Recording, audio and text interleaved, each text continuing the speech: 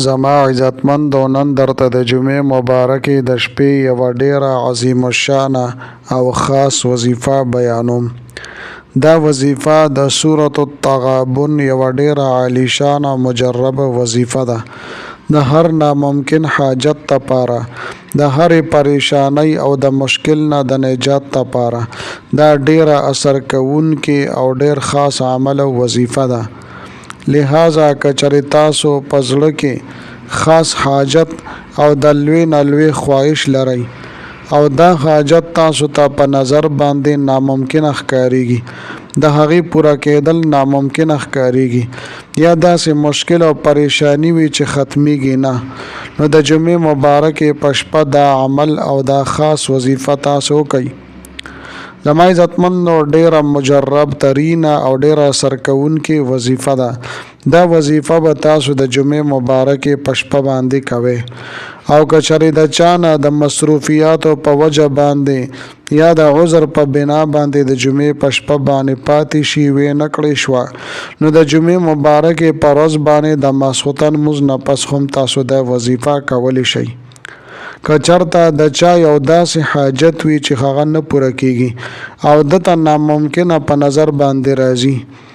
او د یاران دوستان دي نور خلق دي د هغوی د وس نه هم بهر وي، نو په دې ټیم کې تاسو دا خبره یاد ساتئ چې داسې یو حاجت وي، داسې یو مشکل وي چې هغه د انسان د وس نه بهر وي، نو دې دپاره یو داسې در شته دی چې هغه در هر وخت کولو وي او هغه در د الله جل شانه در دی. لہذا مونږ ته رجوع الی الله پکار ده چې دا انسان الله جل شانه طرف ته متوجه شي. نو د دې دپاره تاسو دا وظیفه د سورة التغابن دا وظیفه او عمل تاسو په هغه طریقه باندې وکئ کومه طریقه چې زه تاسو ته بیانوم. انشاءالله تعالی د ستاسو تمام ناممکن به ممکن شي او تمام حاجتونه به د ستاسو پوره شي. یا زما عزتمندو یو ظالم دی د ستاسو په کور باندې ناجایزه قبضه کړې ده، د ستاسو په دکان باندې ناجایزه قبضه کړې ده، د ستاسو په ځمکه باندې ناجایزه قبضه کړې ده، نو تاسو د دې دپاره دا وظیفه او مجرب ختم د دا عمل تاسو کوئ، نو داسې دشمن نه د داسې ظالم نه به الله جل شانه تاسو ته نجات در نصیب کی. یا زما عزتمند څوک په قرضونو کې مبتلا وي او د ده دپاره څه اسباب نه جوړیږي چې دی خپل قرضونه ادا کړي، نو دې دپاره هم تاسو دا عمل کولی شئ. رب کریم به تاسو ته د قرضونو د ادایګۍ اسباب مهیا کړي. زما عزتمندو دا عمل بو کې بیا به د الله جل شانه نه دعاګانې وغواړئ یا دغه شانتې زما عزتمندو د رشتو مسایل وي یا د کاروبار مسایل وي چې څوک مسافر وي د هغوی دپاره څه خاص مشکلات وي هغه په مشکلاتو پریشانو کې راګیر وي، د دې دپاره زما عزتمندو دا عمل تاسو کې او بیا د الله جل شانه نه په عاجزۍ سره دعاګانې وغواړئ. یا دغه شانتې د ستاسو د رشتو مسایل وي یا د کاروبار مسایل وي یا داسې رور او خور چې هغوی په مسافرۍ کې وي او هغوی ته څه خاص مشکلات وي، خاص پریشانی وي، نو دې ټولو مسایلو دپاره تاسو د سورة التغابن دا ختم او دا وظیفه کولی شئ.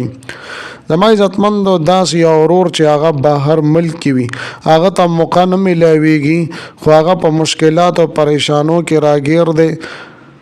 یا څه خواهش او مقصد دی او دی وظیفه کولو ته ټیم نه میلاویږي هغه دا وظیفه او دا عمل نشي کولی، نو د دپاره کور خلق هم دا عمل او دا وظیفه کولی شي. انشاءالله تعالی اثر به هم د هغې په شانتي وي لکه څنګه چې یو سړی په خپله باندې وظیفه کوي. و زما عزتمندو د وظیفې ترتیب زه تاسو ته ذکر کوم چې ترتیب یې څنګه دی. زما عزتمندو دا ډیر آسان عمل دی. کله چې تاسو د ماسخوتن لمونځ پوره وکړو یعنی اول به تاسو 4 رکعاته فرض وکئ او بیا ورپسې 2 رکعاته سنت وکئ، نو بیا به تاسو وتر نه کوئ، د وتر او د سنتو په منځ کې به تاسو د وظیفه او د عمل کوئ. لہذا زما عزتمندو ښه توجه سره تاسو زما د خبرو ته غوږ کېږدئ ځکه د دې ترتیب او طریقې کار ډیر زیات بدل دی. زما عزتمند وظیفه ز تاسو ته بیانوم کچری زما چینل مله تر اوسه پورې سبسکرایب کړی نه وي نو داسې خاص او مستند وظایف د لپاره دا چینل ضرور سبسکرایب کړئ سبسکرایب سره خوا کې د ټلې والا نشان دی دا تاسو کلیک کړئ او سلیکټ کړئ د دې لپاره چې د هر راتلونکي ویډیو نوټیفیکیشن تاسو ته ملاويږي د سره زما عزتمند او زما د حوصله افزایی د لپاره ویډیو ضرور لایک کړئ او لاندې کمنټ کې تاسو ماشاءالله سبحان الله جزاک الله یا د دې په شانت نور خپل الفاظ منشن کوي ولیکئ د لپاره چې مال حوصله افزایی ملاويږي او نور ډېر خپل وظایف تاسو ته په دې چینل کې راوړم اوس زما عزتمند او اعظم وظیفې طرف ته مکمل طریقه ز تاسو ته بیانوم طریقې دا چې کله تاسو د ماسخوتن سلور رکعاته فرض وکړو نو بیا ورپسې 2 رکعاته سنت وکړئ بیا به 11 پیرې درود شریف تاسو اولولئ خدا د چې درود ابراهیمی اولولئ د دې نه پس زما عزتمند او اتیشتمه پاره کې سورۃ التغابن ده چې 13 آیاتونه مبارکه باندې دا مشتمل ده دا به د بسم الله الرحمن الرحیم سره 11 مرتبه 11 پیرې به تاسو اولولئ یعنی سورۃ التغابن به 11 مرتبه 11 پیرې سره د بسم الله الرحمن الرحیم نه اولولئ او بیا به تاسو پاسئ او 3 رکعاته وتر واجب به وکړئ کله چې زما عزتمند وتر واجب وکړه نو بیا به د الله جل شانه حمد و ثنا اولولئ 41 مرتبه 140 پیرې به تاسو سبحان الله سبحان الله سبحان الله دا به تاسو اولولئ بیا تاسو سکار روزګار وی هغه به تاسو وکئ تاسو روټه خورئ یا نور سم مشغولتیا وي د تاسو هغه بوکې خو چې کله تاسو ودکېږئ د ودکېدو اراده وي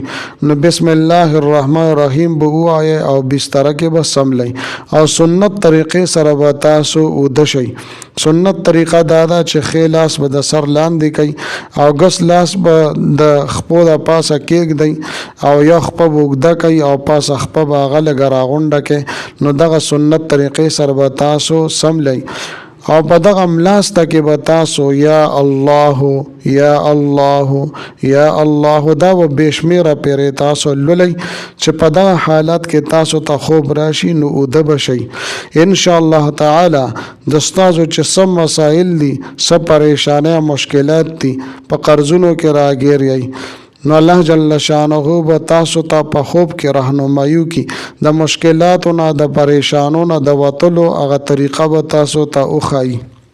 یعنی په خوب کې به تاسو ته راهنمایي شي چې تاسو دا مشکل او پریشانه دا به څنګه ختموي او کچره په خوب کې تاسو نه لیدل نو دغه شان به رب کریم د تاسو تمام حاجتونه پوره کړي او مشکلات به ختم کړي لہذا زما عزتمند دا خاص وظیفه دا خاص عمل د جمعې مبارکه پشپه باندې ضرور وکړئ ان شاء الله تعالی د دې چې کوم اثرات دي د دې چې کوم برکات دي دا به تاسو په خپل باندې محسوس کړئ زما عزتمند امید لرم چې دا ویډیو دا وظیفه مو ډیره زیاته خوښ شي وي که ویډیو مو خوښ شي وي ویډیو لایک کړئ چینل سبسکرایب کړئ ملاوي ګم بتاو سره بل ویډیو کې بل وظیفه سره